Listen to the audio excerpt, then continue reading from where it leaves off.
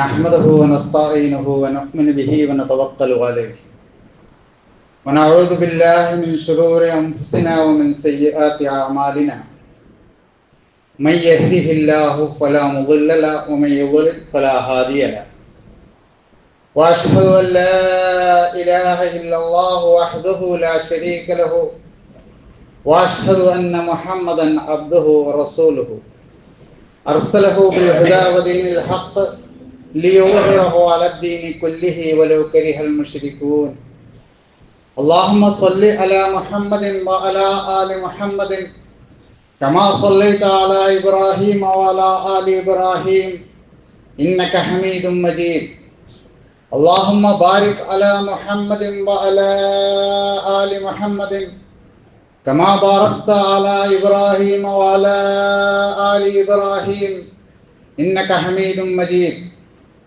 أما بعد فإن خير الكلام كلام الله وخير السنن سنن محمد صلى الله عليه وسلم وشر الأمور محدثاتها وكل محدثة بدعة وكل بدعة ضلالة أعوذ بالله السميع العليم من الشيطان الرجيم يا أيها الذين آمنوا اتقوا الله حق تقاته ولا تموتن إلا وأنتم مسلمون بسم الله الرحمن الرحيم اليوم أكملت لكم دينكم وأتممت عليكم نعمتي ورضيت لكم إسلام دينا. ബഹുമാന്യരായ സത്യവിശ്വാസിനികളെ സത്യവിശ്വാസികളെ, എല്ലാ പ്രവാചകന്മാരെയും അയച്ച് പരമപ്രധാനമായ ആദർശമായ തൗഹീദ് ഉൾക്കൊള്ളണമെന്ന് ഉത്ബോധിപ്പിച്ച അള്ളാഹുവിൻ്റെ നിയമനിർദ്ദേശങ്ങൾ സൂക്ഷിക്കണേ എന്ന് എന്നെ മറക്കാതെ നിങ്ങളെയും ഉണർത്തുകയാണ്. ഇസ്ലാമിലെ മനുഷ്യാവകാശങ്ങളെക്കുറിച്ചാണ് നമ്മൾ സംസാരിച്ചു കൊണ്ടിരുന്നത്.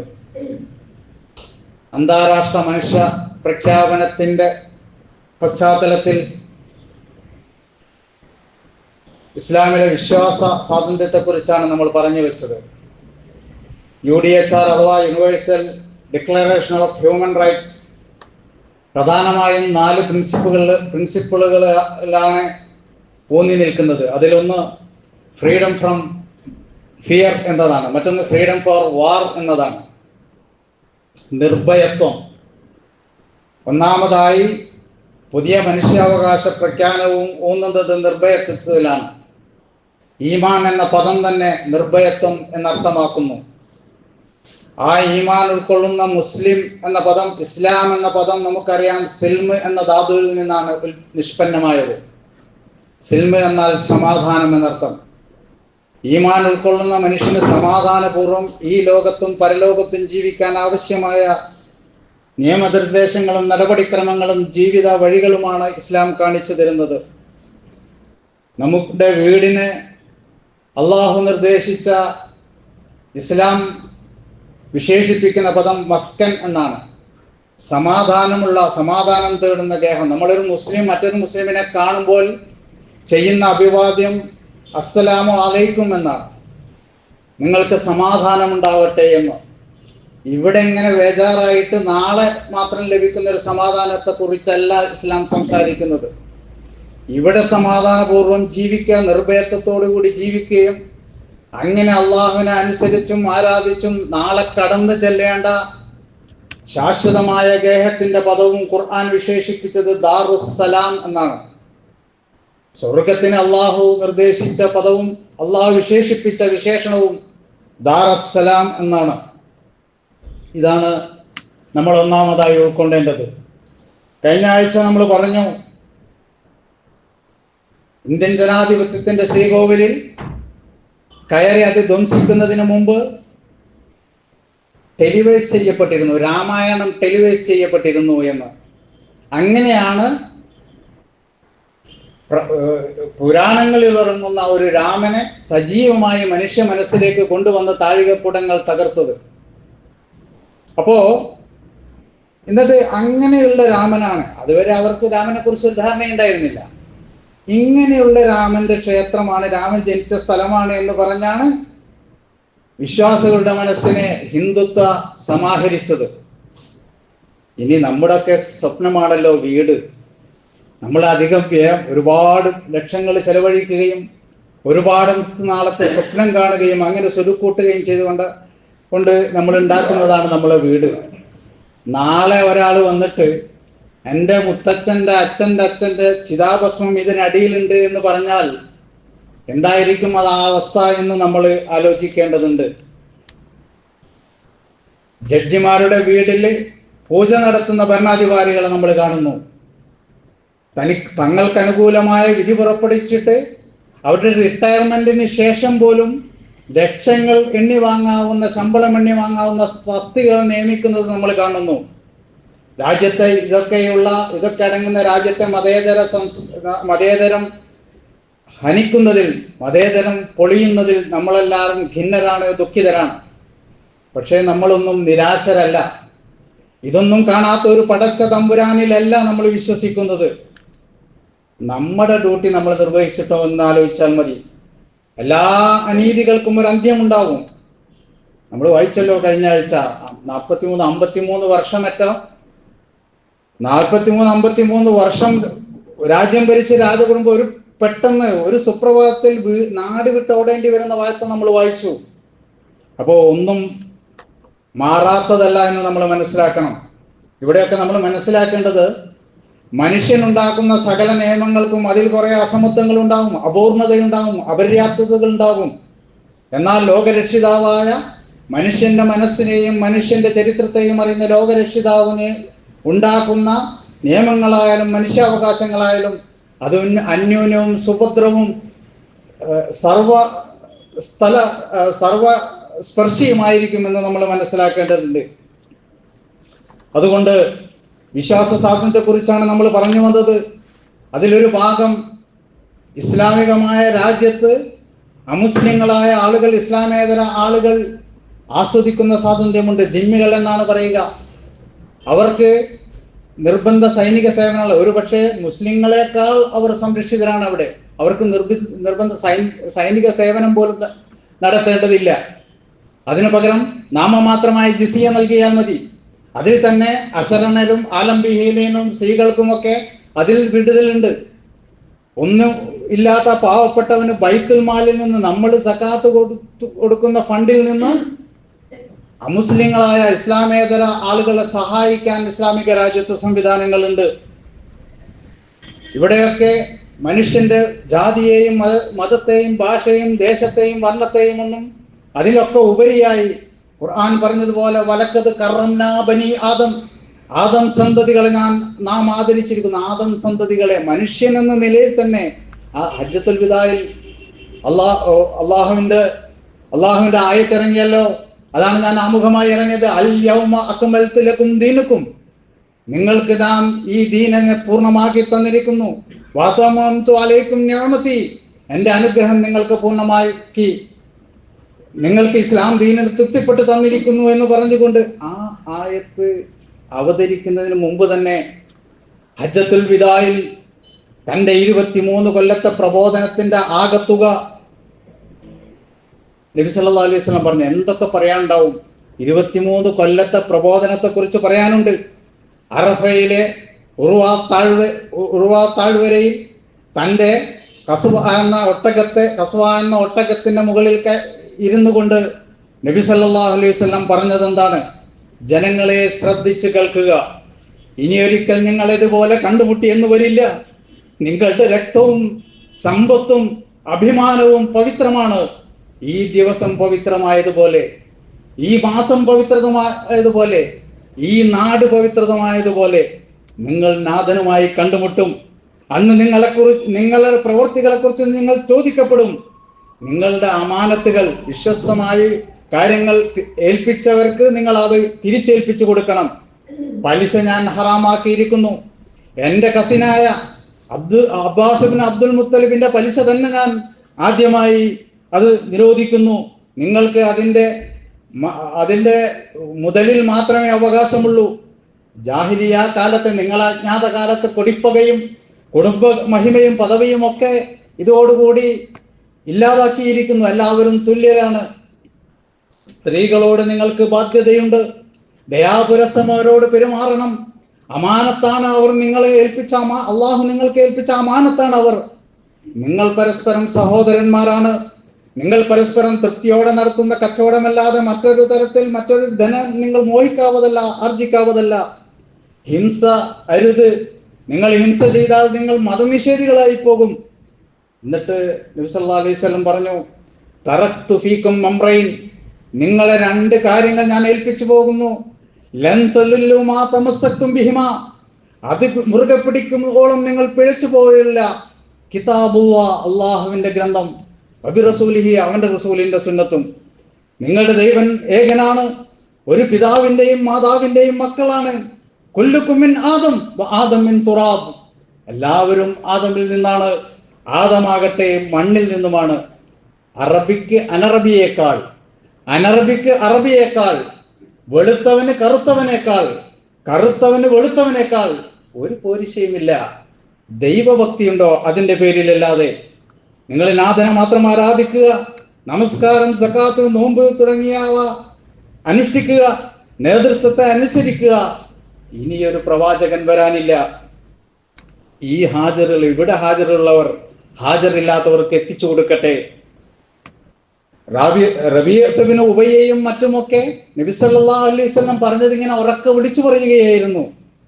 ഇത്രയും പറഞ്ഞതിന് ശേഷം നബി സല്ലല്ലാഹു അലൈഹി വസല്ലം ചോദിച്ചു, ഹൽ ബല്ലഗതും, നിങ്ങൾക്ക് ഞാൻ എത്തിച്ചു തന്നില്ലേ? ഹൽ ബല്ലഗതും, ആവർത്തിച്ചുള്ള നബിയുടെ ചോദ്യം കേട്ട് അവർ പറഞ്ഞു, ബലാ യാ റസൂലല്ലാഹ്, ബലാ യാ റസൂലല്ലാഹ്, നിങ്ങൾ എത്തിച്ചു തന്നിരിക്കുന്നു. ആ വാക്ക് കേട്ടതിന് ശേഷം അള്ളാഹുവിന്റെ റസൂൽ ആകാശത്തേക്ക് ചൂണ്ടുവിരൽ ഉയർത്തിക്കൊണ്ട് പറഞ്ഞു, അല്ലാഹുമ്മ അഷ്ഹദ്, അല്ലാഹുമ്മ അഷ്ഹദ്, അല്ലാഹുമ്മ അഷ്ഹദ്, അല്ലാഹുവേ നീയാണ് സാക്ഷി, നീയാണ് സാക്ഷി, നീയാണ് സാക്ഷി എന്ന് അള്ളാഹുവിനെ സാക്ഷ്യപ്പെടുത്തിക്കൊണ്ടാണ് നമ്മൾക്ക് ഈ ഗ്രന്ഥം അള്ളാഹുവിന്റെ റസൂൽ നമ്മുടെ കൈകളിൽ ഏൽപ്പിച്ചത്. അവന്റെ റസൂലിന്റെ സുന്നത്തും നമ്മൾ ആലോചിക്കേണ്ടതുണ്ട്. അങ്ങനെ ഭദ്രമായ ഒരു ആദർശമാണ് നമ്മുടെ കയ്യിലുള്ളത് എന്ന് നമ്മൾ ആലോചിക്കേണ്ടതുണ്ട്. ചരിത്രത്തിൽ തുല്യതയില്ലാത്ത മനുഷ്യാവകാശ പ്രഖ്യാപനമാണ് അന്ന് റസൂൽ സല്ലല്ലാഹു അലൈഹി വസല്ലം നടത്തിയത് എന്ന് നമുക്ക് മനസ്സിലാക്കാൻ സാധിക്കും. അന്ന് വരെ നടമാടിയിരുന്ന സകല നീതി നിഷേധങ്ങളെയും അവകാശ ധ്വംസനകളെയും നബി ഇല്ലാതാക്കി. ഈ പറഞ്ഞതിനൊന്നും, നബി സല്ലല്ലാഹു അലൈഹി വസല്ലം ഈ എണ്ണി പറഞ്ഞതിനൊന്നും വേറെ വ്യാഖ്യാനം വേണ്ടതില്ല. മനുഷ്യരെല്ലാം ഒരു മാതാവിന്റെയും പിതാവിന്റെയും മക്കളാണ്. അതുപോലെ നമ്മളൊക്കെ നമ്മളെ വയറിലൊന്ന് കൈവച്ച് നോക്കുക, ഒരു പൊക്കിള് കാണാം. അതിന്റെ അർത്ഥം എന്താ?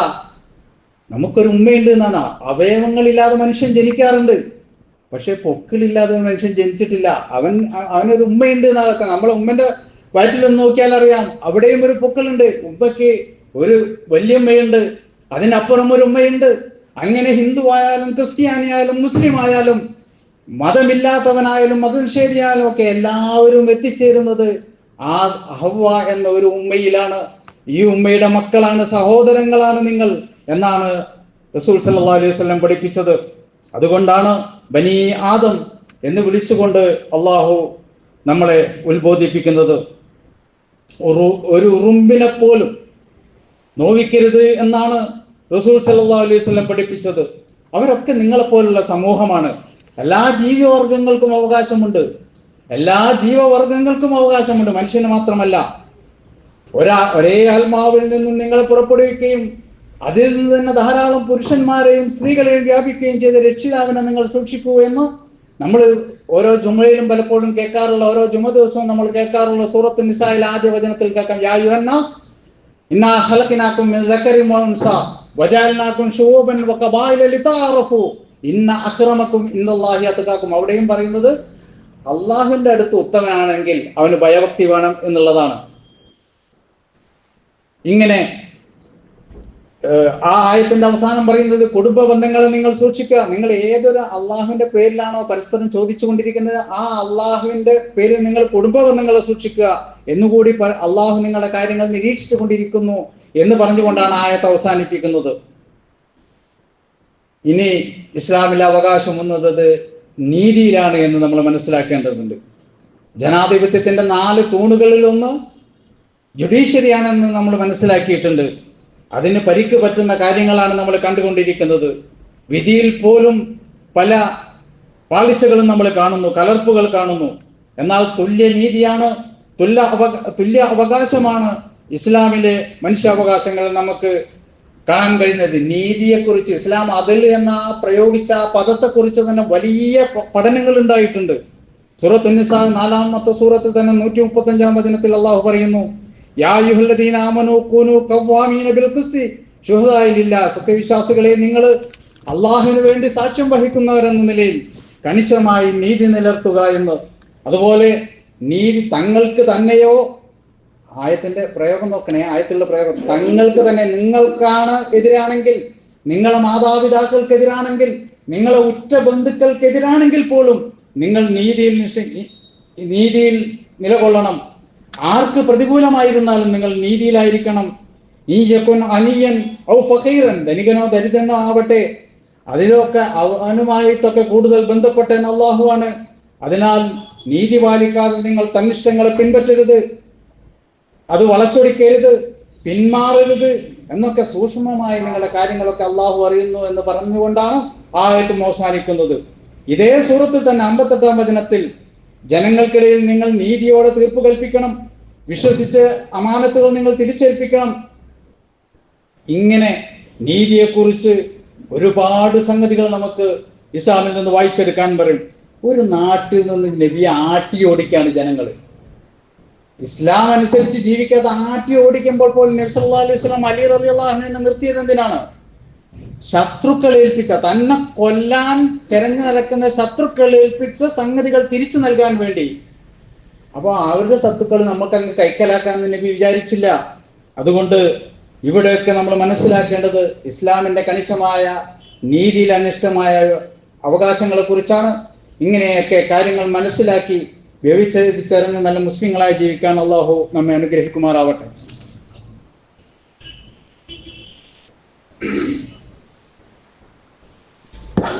അൽഹംദുലില്ലാഹി അൽദി ഹദാനാ ലിഹാദാ വമാ കുന്നാ ലിനഹ്തദിയ ലൗലാ അൻ ഹദാനല്ലാഹ് റബ്ബി ഇശ്റഹ് ലി സദ്രി വയസ്സിർ ലി അംരി വഹ്ലുൽ ഉഖ്ദതം മിൻ ലിസാനി യഫ്ഖഹു ഖൗലി.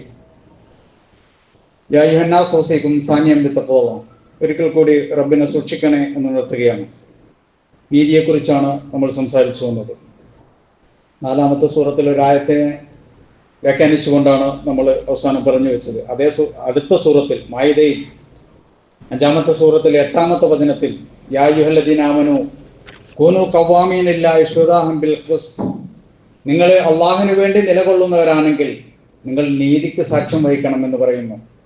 ഫലാ തജ്രിമന്നകും ശനാഅനു ഖൗമിൻ ഫലാ അല്ലാ തഅ്ദിലു, ഒരു ജനതയോടുള്ള അമർഷം, ഒരു ജനതയോടുള്ള, നേരത്തെ നബി സല്ലല്ലാഹു അലൈഹി വസല്ലം ഉദാഹരണം പറഞ്ഞതുപോലെ, നബി സല്ലല്ലാഹു അലൈഹി വസല്ലമയുടെ ഉദാഹരണം പറഞ്ഞതുപോലെ, ഒരു ജനങ്ങളോടുള്ള അമർഷം അവരോട് നീതി പാലിക്കാതിരിക്കുന്നതിൽ നിങ്ങൾക്ക് നീതി പാലിക്കുന്നതിൽ നിങ്ങൾക്ക് തടസ്സമാകരുത്.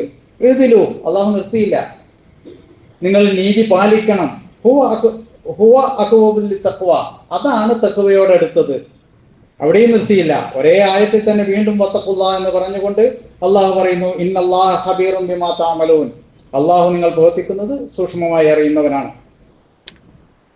നബി സല്ലല്ലാഹു അലൈഹി വസല്ലം പറഞ്ഞിട്ടുണ്ട്, ഒരു ജനതയിൽ വഞ്ചന പ്രത്യക്ഷപ്പെട്ടാൽ, പരസ്പരം വഞ്ചിക്കുന്നത് പ്രത്യക്ഷപ്പെട്ടാൽ നിങ്ങളുടെ ഇടയിൽ ഭീതി വിതറും, നിങ്ങളുടെ മനസ്സുകളിൽ അള്ളാഹു ഭീതി വിതറും. നിങ്ങൾ വ്യഭിചാരം വ്യാപകമായാൽ നിങ്ങൾക്കിടയിൽ മരണം അധികരിക്കും. അളവിലും തൂക്കത്തിലും നിങ്ങൾ കൃത്രിമത്വം കാണിച്ചാൽ നിങ്ങളുടെ അഭിവൃദ്ധി അള്ളാഹു തടയും. ന്യായപ്രകാരമല്ലാതെ നിങ്ങൾ വിധി നടത്തുകയായാൽ നിങ്ങളുടെ രാത്രിയിൽ രക്തം ചിന്തൽ വ്യാപകമാവും. കരാറ് ലംഘിച്ചാൽ ശത്രുക്കൾക്ക് അള്ളാഹു ആധിപത്യം നൽകും എന്നൊക്കെ നബി സല്ലല്ലാഹു അലൈഹി വസല്ലം പറഞ്ഞതും ഇതിനോട് ചേർത്ത് വായിക്കേണ്ടതാണ്. ഇനി നീതിയെക്കുറിച്ച് മറ്റൊരു സംഭവം ഇസ്ലാമിക ചരിത്രത്തിൽ നിന്ന് നോക്കുക. ആയിഷ ബീവിയെ കുറിച്ച് അപവാദം, സഫ്വാൻ എന്ന സഹാബിയുടെ പേര് ചേർത്തുകൊണ്ട് അപവാദം പ്രചരിപ്പിച്ച കഥ നമ്മൾ നേരത്തെ പറഞ്ഞിട്ടുണ്ട്. അതില് ഭാഗവാക്കായ മിസ്തഹ് എന്ന ഒരു ചെറുപ്പക്കാരുണ്ടായിരുന്നു, പാവമാണ്. അബൂബക്കർ സ്വന്തം പുത്രിയെ കുറിച്ചാണ് അപവാദം പറഞ്ഞത്. അബൂബക്കർ ഈ മിസ്തഹിന് എല്ലാ മാസവും റേഷൻ നൽകാറുണ്ട്, സഹായിക്കാറുണ്ട്. സ്വന്തം മകളെ കുറിച്ച് റസൂലിന്റെ ഭാര്യയെ കുറിച്ച് അപവാദം പറഞ്ഞ ഇതിന്റെ പേരിൽ മിസ്തങ്ങിനോട് അപ്രിയമുണ്ടാവുക സ്വാഭാവികമാണ്. അദ്ദേഹം ആ ആഹാരം നൽകുന്നത് നിർത്തിയപ്പോൾ അള്ളാഹു ഖുർആനിലൂടെ സംസാരിച്ചു, നിങ്ങളിൽ ഉത്തമർ ഇങ്ങനെ ചെയ്യരുത്. ഇന്നലെ വരെ നിങ്ങൾ ആഹാരം കൊടുത്തിട്ടുണ്ടെങ്കിൽ ഇന്നും ആഹാരം കൊടുക്കണം. നിങ്ങൾക്ക് വെറുപ്പുണ്ട്, അല്ലെങ്കിൽ അവൻ വെറുപ്പ് ഉള്ള പ്രവൃത്തി ചെയ്തു എന്നതിന്റെ പേരിൽ നിങ്ങളുടെ സഹായം തടയാൻ പാടില്ല എന്ന് ഖുർആനാണ് തിരുത്തിയത് എന്ന് നമ്മൾ മനസ്സിലാക്കണം. ഇതിന്റെ വ്യാഖ്യാനത്തില് നഹലിലെ വേറൊരു സൂറത്തിന്റെ 16-ാമത്തെ സൂറത്തിലെ 90-ാമത്തെ ദിനത്തിന്റെ വ്യാഖ്യാനത്തിൽ 3 കാര്യങ്ങൾ പറയുന്നത്. നമ്മൾ ശരീരത്തോട് പോലും നീതി കാണിക്കണം, നിങ്ങളെ കണ്ണിനോട് നീതി കാണിക്കണം, ഭാര്യയോട് നീതി കാണിക്കണം എന്നൊക്കെ പറയുന്നുണ്ട്. അധികം നോമ്പ് നോൽക്കുന്നതിനെ കുറിച്ച് തടയുന്നുണ്ട്.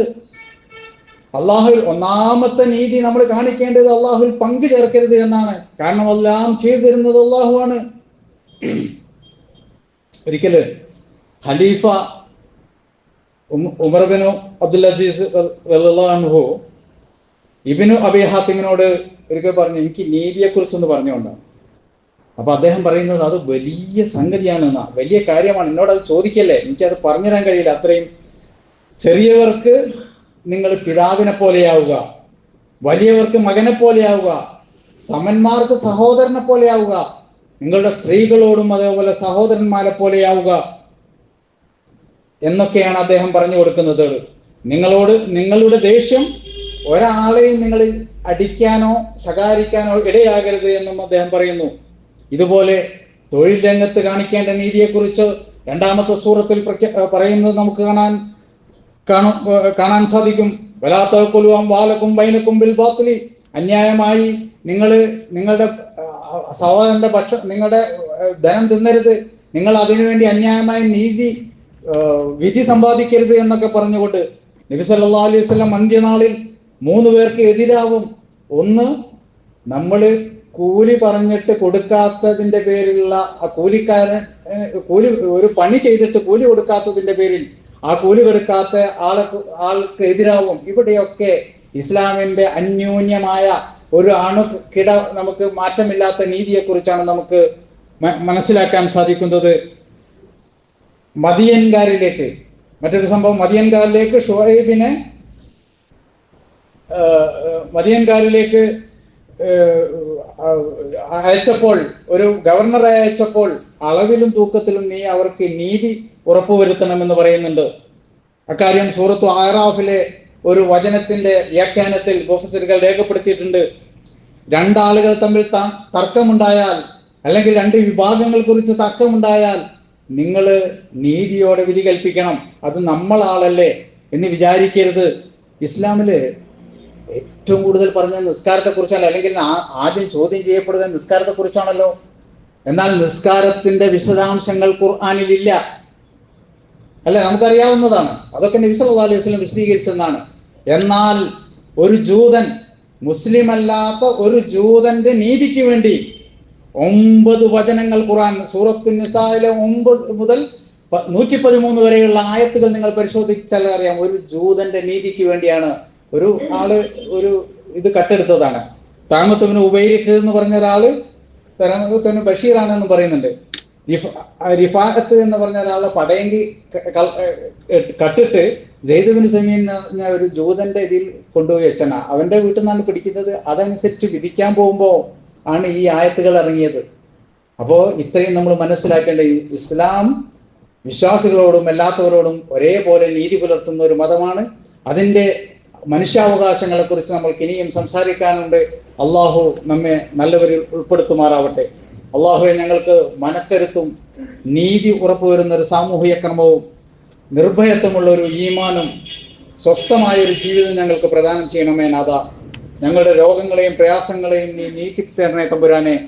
ഞങ്ങളുടെ നിയ്യത്തുകൾ നീ നന്നാക്കുകയും ഞങ്ങളുടെ കടങ്ങളെയും സങ്കടങ്ങളെയും നീ കണ്ടറിയുകയും ചെയ്യണമേ നാഥ. അനാരോഗ്യത്തിൽ കഴിയുന്ന ഒരുപാട് പ്രിയപ്പെട്ടവർ ഞങ്ങൾക്കുണ്ട്. അവരുടെയൊക്കെ രോഗത്തെ നീ സമ്പൂർണ്ണമായി ശിഫയാക്കണേ തമ്പുരാനെ. മക്കളില്ലാത്ത പ്രയാസപ്പെടുന്നവരുണ്ട്, മക്കൾ പരീക്ഷണമായവരുണ്ട്. 2 ആളുകളുടെയും മനസ്സിനെ നീ സമാശ്വസിക്കുന്ന വിധത്തിൽ അവർക്ക് പരിഹാരം നൽകണേ തമ്പുരാനെ. അസ്വസ്ഥതകൾ കൊണ്ട് ഉറക്കമില്ലായ്മ ഞങ്ങൾക്ക് സംഭവിക്കാറുണ്ട്. ഒരുപാട് അസ്വസ്ഥതകൾ ഞങ്ങൾ മനസ്സിൽ പേറുന്നുണ്ട്. മനസ്സ് വായിക്കുന്നവനാണല്ലോ നീ. അള്ളാഹുവെ, ഞങ്ങൾക്ക് നീ മനസ്സിന് സമാധാനം നൽകണേ തമ്പുരാനെ.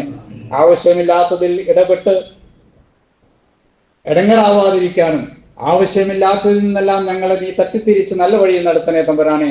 ഞങ്ങളുടെ സാമ്പത്തിക പ്രയാസങ്ങളും മാനസിക പ്രയാസങ്ങളും ഒക്കെ നീ ഇല്ലാതാക്കണേ തമ്പുരാനെ. اللهم اغفر للمؤمنين والمؤمنات والمسلمين والمسلمات الأحياء منهم والأموات إنك مجيب الدعوات يا قاضي الحاجات.